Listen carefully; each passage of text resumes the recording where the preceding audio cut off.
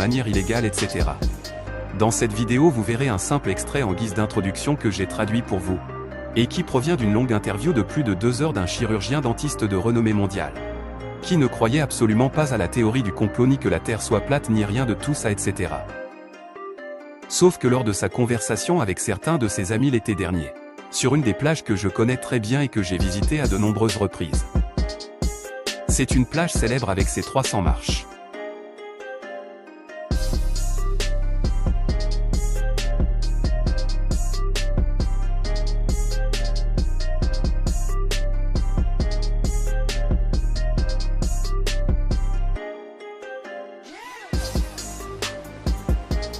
Eh bien les amis de ce chirurgien l'ont convaincu lors d'une discussion de faire lui-même ses recherches s'il ne les croit pas, etc. Et comme ce chirurgien dentiste est connu pour son instinct et son amour de la curiosité, il a donc fini par accepter le défi. Puis il a pris l'une des chaises longues de plage et l'a placée au bord de la mer. Et il a zoomé son portable et amplifié l'image. Et le choc lui est survenu lorsque les 3 îles sont apparues devant ses yeux. À partir de là il a commencé à enquêter et il est retourné en automne pour passer le week-end équipé avec plus de matériel et un appareil photo professionnel Nikon P1000 pour confirmer ce que ses yeux avaient vu auparavant. Voici un extrait de la vidéo en direct dont je laisserai le lien dans la description si quelqu'un veut la voir. Mais malheureusement elle n'est pas sous-titrée. Peut-être que je la traduirai si le temps me le permet et aussi selon l'étendue de votre interaction avec la vidéo.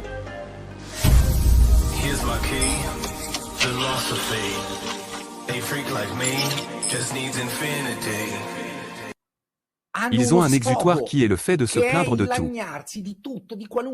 Du gouvernement. C'est-à-dire qu'ils ont toujours quelqu'un à blâmer.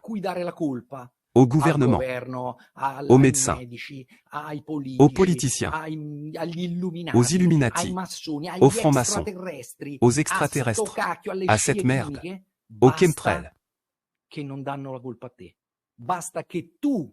Tant que tu ne te blâmes pas toi-même et que tu ne te dises pas. Ce système ne change pas parce que c'est moi. Moi précieux bleu, moi Moro Libertucci, moi Lumi, moi Mutandone, moi etc. C'est moi qui ne fais absolument rien du tout pour que ça change. Voici donc notre belle Italie vue d'en haut. On peut voir qu'entre Naples et Rome à peu près à mi-chemin, il y a un point particulier où je vais souvent. D'où l'on peut observer un autre point blanc que l'on voit ici et qui se trouve à environ 59,3 km.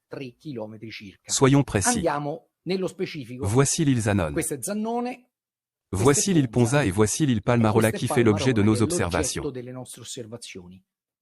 Ok. Vous voyez la ville de Sperlonga.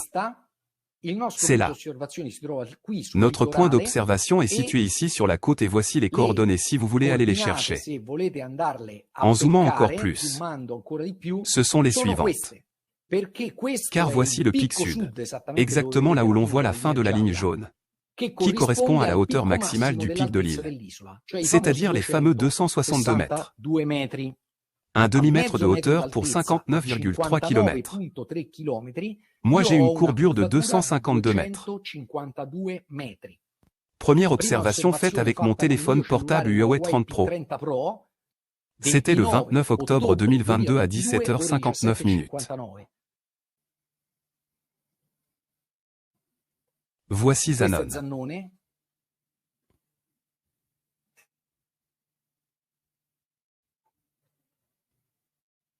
Et ici Ponza.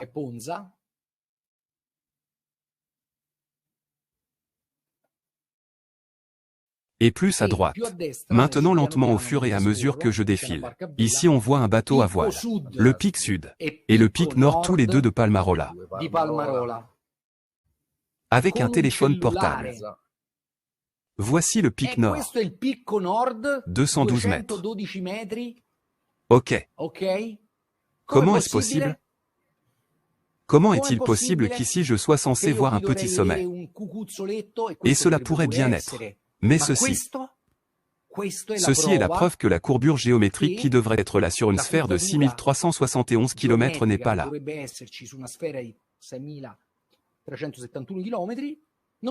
Je me place à 3 mètres. Je veux observer les 58 km du pic nord. L'horizon s'est déplacé à 6 km. Mais j'ai une courbure de 212. Je ne devrais pas voir le pic nord. Calculons donc la courbure pour le pic nord.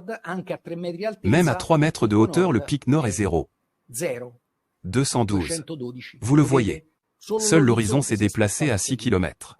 À ce stade, tu peux me mettre en plein écran. Comme ça au moins c'est fixe. Ok, c'est déjà en plein écran. Dans celui-ci, je me tiens à 3 mètres. Vous voyez que je me tiens sur une plateforme qui est juste au-dessus des parasols. Exactement en face du point d'observation qui est ici. Exactement au même endroit.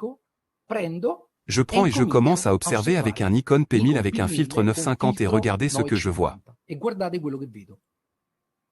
Le 22 août 2023. Donc on a dit observation à 3 mètres d'altitude. Avec un filtre 950 et regardez ce que je vois. Je commence à zoomer. Je me concentre. Regardez ces anonis. Ce n'est plus une ombre. Aussi parce que ce n'est plus le coucher du soleil. Mais c'est une véritable île. Avec des montagnes. Des arbres. Des dépressions. Des fissures. Des crevasses. Regardez ce truc. Spectaculaire. Cela ne nous intéresse en rien pour nos observations. Mais nous sommes passés de l'interphone à quelque chose de professionnel. Regardez comme vous pouvez voir le double promontoire de l'île de Zanon, qui semble être fait d'une seule chose alors qu'il a 2 pics. Voici l'île de Ponza, que l'on peut voir dans toute sa longueur. Regardez comme c'est merveilleux. Avec cette petite île qui fait partie de l'île de Ponza. Je me déplace comme d'habitude vers la droite et merveille des merveilles. Ce petit point microscopique. Regardez ce qu'il est devenu. C'est le pic sud. Spectaculaire. Et celui-là. Le pic nord. 58 km de distance et 212 mètres de hauteur. Regardez, il y a même un oiseau sur la droite. Totalement visible pour au moins. Nous verrons combien. Mais c'est plus de la moitié de l'île. Regardez, quel spectacle! Et ce n'est pas une mince affaire, surtout parce que c'est fait un jour où la visibilité est tout à fait normale. Il est 10 h du matin, 9h50. J'ai le soleil derrière moi. Donc je n'ai plus le soleil derrière moi, car il se couche derrière les îles.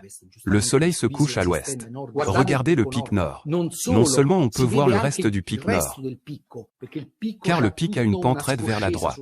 Je te montrerai plus tard de meilleures photos, mais c'est spectaculaire.